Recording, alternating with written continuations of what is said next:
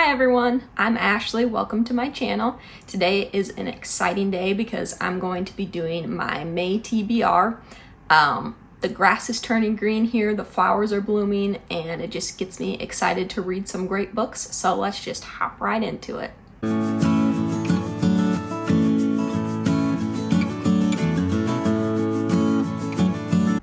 Okay, this month is extra exciting because I'm going to be participating in the Southern Book Charm Readathon that's hosted by Amanda from Book Lover Amanda. There's some really great reading prompts on this readathon, and I'm excited to share the books with you that I've chosen to fit each of the prompts. I will say I only read on average about 4 books a month, and I think I have 8 here. Some of these books can fit multiple prompts, so we'll see. I'm sure I won't end up getting to all 8 of them, but I would love to, so we'll just see how that goes. But yeah, we'll get started. So the first one I have is My Hope Next Door, and this I chose for the Bless Your Heart, an emotional or heartwarming book prompt.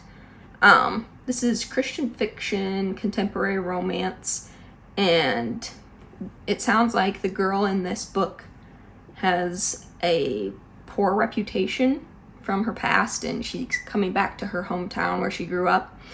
And her mom is sick. She's learning how to cope with that and her past while trying to live right.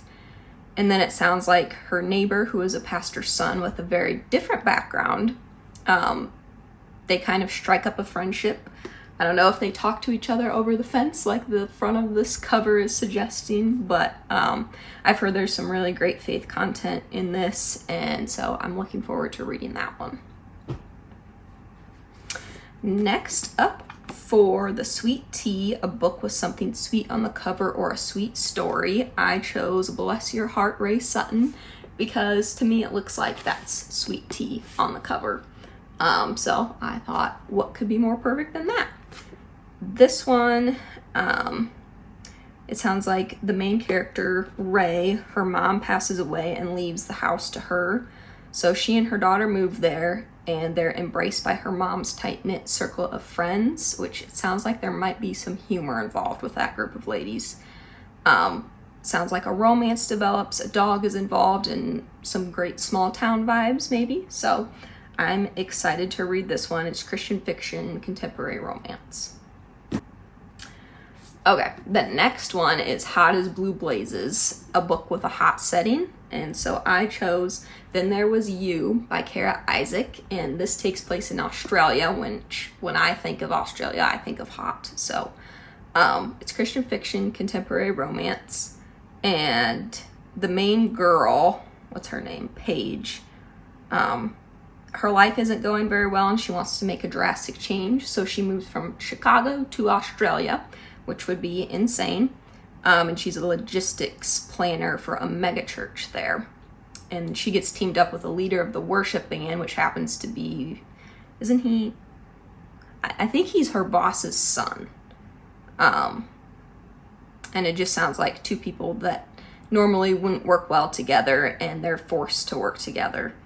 And I think a romance kind of sparks from there. I've heard really great things about this, so I'm excited to read that one. Okay, next up is Heavens to Betsy, a mystery or a thriller. And I chose Fragile Designs by Colleen, Coble. This is Christian fiction, mystery, suspense, romance. So like this could check off multiple of the prompts. But the main character's husband is killed in the line of duty while responding to a home break-in. So she has to find a better source of income than antiquing to support her and her son. So she takes over her family's bed and breakfast, which I think sounds interesting. I think there's some family drama thrown in there. The mystery begins when she stumbles onto some letters written by her husband shortly before he passed away. It sounds like he had discovered that her grandma was adopted, and the grandma doesn't even know that she was adopted. And while the main character, what's her name? Carly, while she's looking through these letters, she's up in the attic and she finds this very valuable egg, which is what this is on the cover, I'm assuming. And she finds out it's worth a lot of money, and it sounds like possibly maybe her husband was murdered. So I think that's what the story is based around, and I'm super excited to read that. Next up is All the Fixins, a book with multiple genres.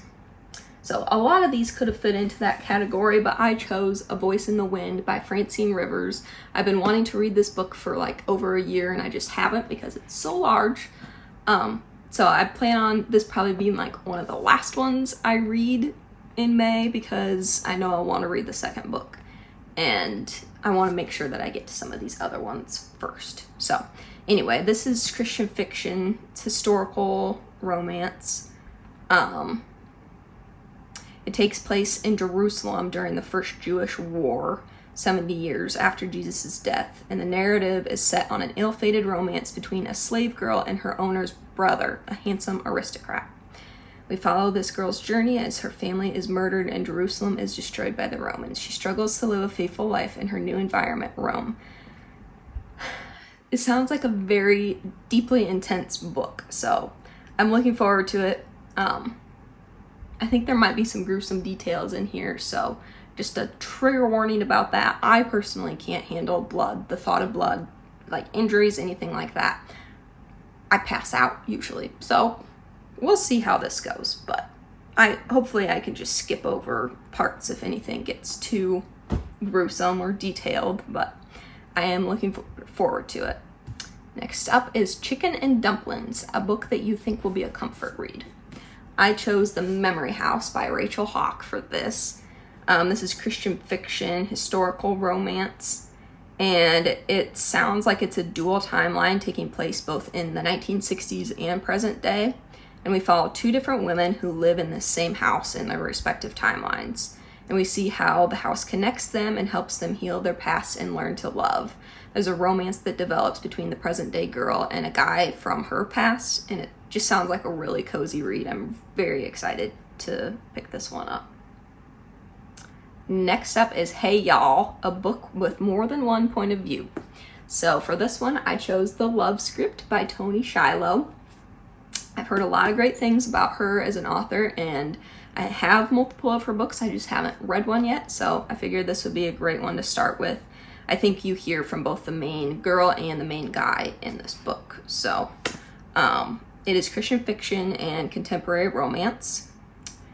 And we follow a Hollywood hairstylist and a Hollywood heartthrob. The heartthrob has a reputation for being strong in his faith in a climate where that is not the norm.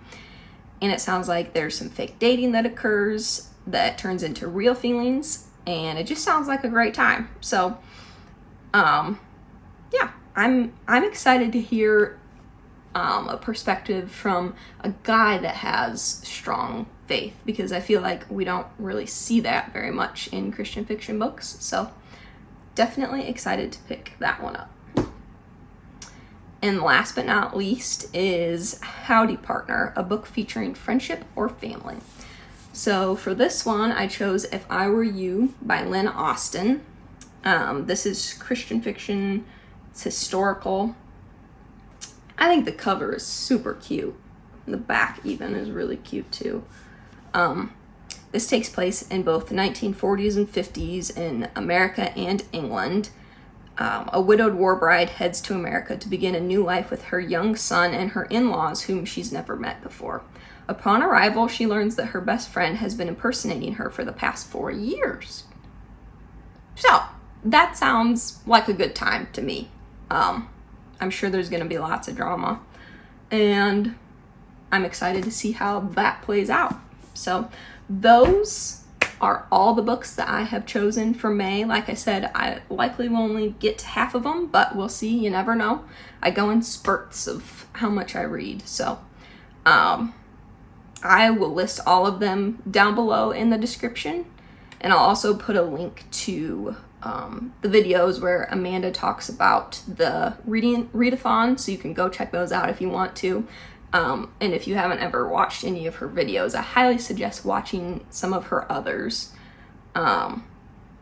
But yeah, I think that's all. So thank you guys so much for watching. It means a lot to me. I've been enjoying myself making these past few videos. And I look forward to continuing to do it. So that's all. I hope you have a great week. Bye.